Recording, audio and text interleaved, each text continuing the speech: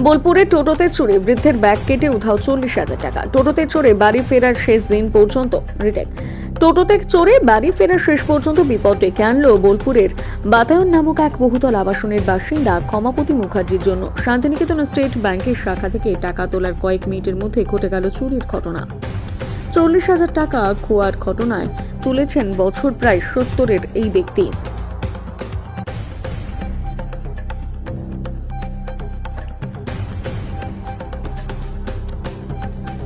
ঘটনাটি ঘটে শুক্রবার সকাল 11:30টার সময়। ব্যাংক থেকে 40,000 টাকা তোলার পর পাসবুক আপডেট করে বাড়ি ফেরার জন্য একটা টোটো করেন ক্ষমাপতি বাবু।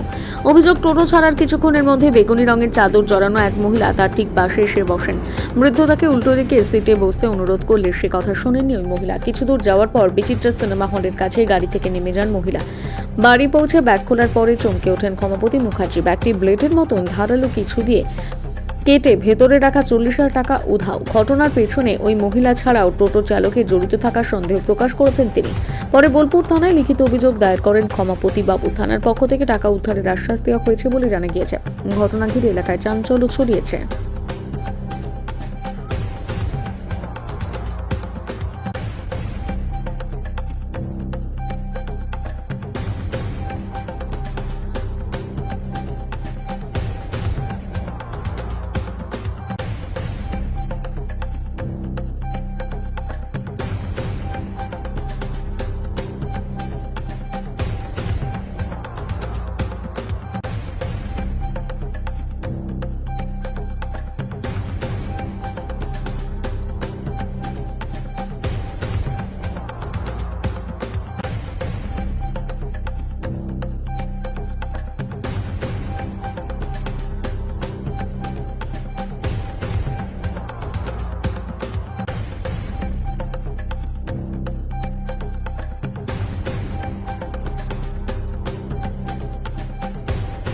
কি হয়েছিল আপনার সাথে? ঘটনাটা আমি টাকাটা তুলে নিয়ে এসে আপডেট করলাম।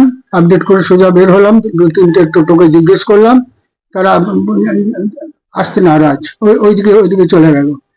একটু একটু হেঁটে এসে আসল গেটে পার হয়ে ওইখানে একটা টোটো দাঁড়িয়ে ছিল। আমরা যাবে যাবে রবিকুণ্ডের সামনে ওখানে।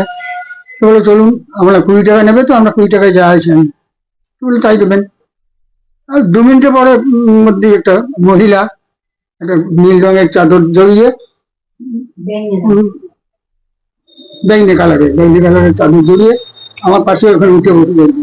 আমরা কেন ওই সামনে একটু সিটটা খালি রয়েছে, ওখানে কেন বসছেন? আমি আমার ব্যাগটা পাশেই ছিল, ব্যাগটা পাশেই ছিল। তো আমি আর অত বলে আমি এই সামনে নেমে যাবো। আমার ঠিক আছে, সামনে নেমে যাবো, সবাই ইচ্ছা। কিন্তু আমার উচিত ছিল ব্যাগটাকে চড়িয়ে এইদিকে নিয়ে আসা কিংবা ওইদিকে যাওয়া, কিন্তু আমার কি অতিক্রম সেটা করিনি।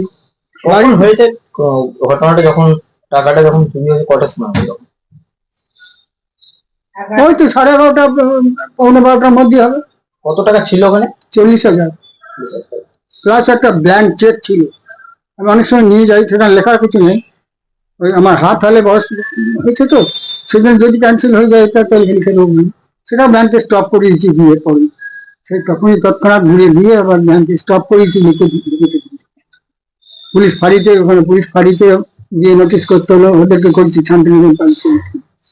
ওরা বললো এটা বোলপুর থানার আন্ডারে, এটা আমাদের নয়।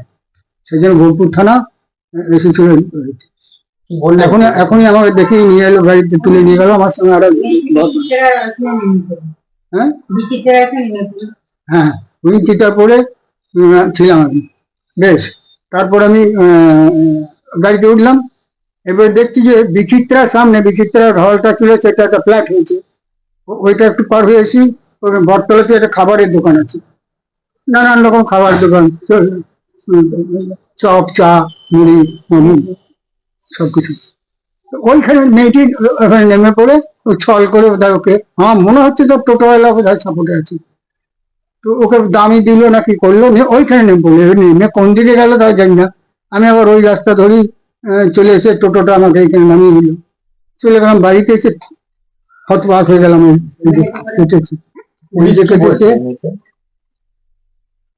পুলিশ কি বলছে? বলছি আমরা দেখছি, আমরা সিসিটিভি দেখছি, এই যে কেটেছে, আর এইখানটাতে ছিল, ওই পাশেই ছিল আমার, এটা তো সরিয়ে নিয়ে এটাই ব্যাপার। এখন কি চাইছেন আপনারা? কি চাইবো আমি, আমি চাচ্ছি সবাইকে জোরহাত করছি যে আমার এই 85 বছর বয়সে আমার প্রথম ঘটনা ঘটলো, যাতে সুরাহা হয়, যাতে একটু টাকাটা ফেরত পাওয়ার ব্যবস্থা করতে পারেন। তাই সবাইকে পুলিশ ফাঁড়ি শান্তিনিকেতন বললাম, ব্যাংক তো বলছে আমাদের এরিয়ার মধ্যে, আয়ত্তের মধ্যে নয়। আবার বোলপুর থানাকেও তাই বললাম, আমার দেখিয়ে গাড়িতে তুলে নিয়ে গিয়েছিল আমি আর এক ভদ্রলোক। কোনখান থেকে ব্যাংক থেকে এসে কোনখানে টোটো ধরেছি, কোনখানে নেমেছি, সব দেখে এখানে এসে নামিয়ে দিয়েছি। আপনার নাম? আমার নাম ক্ষমাপতি মুখার্জি। আচ্ছা, আপনি কি করেন? আমি বিশ্বভারতী স্টাফ ছিলাম, পেনশন তুলতে গেছিলাম তুমি। আমি 4-এ রিটায়ার করেছি।